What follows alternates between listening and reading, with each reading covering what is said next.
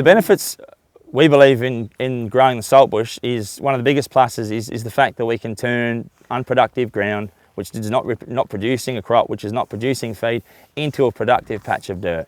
And that's just been fantastic. It's turned our ability to be able to manage stock into a clever way. Initially, we went into saltbush in the early 90s. It was probably my father's passion at the time. He's always been big into his sheep and had the intention of trying to drought-proof the farm. We're in a marginal area where it's sort of 10-inch average rainfall, 250 mil or thereabouts. So we always tend to come into a feed gap in that September, sort of August-September period when we spray top our fallow paddocks for next year's cropping.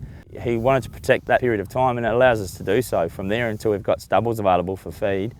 We started on some good soil type, and then from there we also did a 90-acre piece on a paddock that was what we were cropping as well. Since then, we've been targeting all of our non-productive ground. It's been great in that it's allowed us to get production back from the sandhills that we couldn't go near with the cropping, and weren't growing any feed because they were blown out. The hills are now held together, and it gives us some really productive feed. The soil benefits that we feel we can get is the ability to manage our pasture and take pressure off them. So it allows us to take sheep out of a pasture or a potential oat crop, which you could go for hay, and whack them in a patch of saltbush. Allow that crop to grow on, or that pasture to grow on, protect your soil so it's not too bare.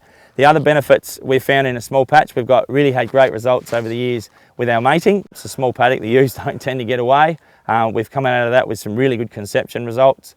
As we do with lambing, if you've got a patch like behind us which has got some good growth, and particularly some of our other patches which have got away from us, they provide wonderful shelter. So if you're lambing in a winter period and it's cold and windy and rainy, it really is good shelter for the lambs. We've had high water notices from SA Water where initially we thought we had a leak and drove our lines, and then realised it was just the fact the sheep were drinking so much more water.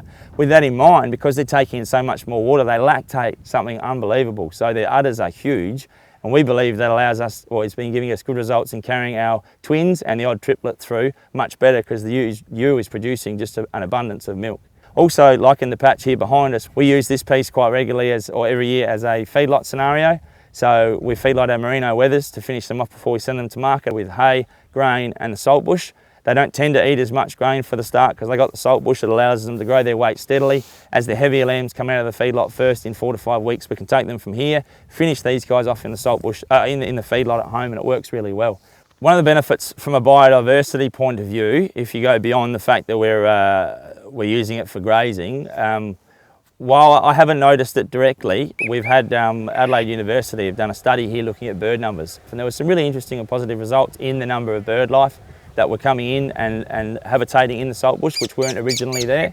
They found some bird species which I didn't know that were there. And they also were doing sleepy lizard counts and looking at it from another point of view as well. So there are other spin-offs, I believe, to perennials like we've got behind us than just the feed value that we've got itself. We've got light, sandy, fragile soils here. It's something that we're very conscious of. We can't overgraze or it just tends to blow away. Everything in our system is based around that. With our no-till, direct drill, we're going the way of protecting our soils, and certainly having the saltbush allows us to keep in tune with that system.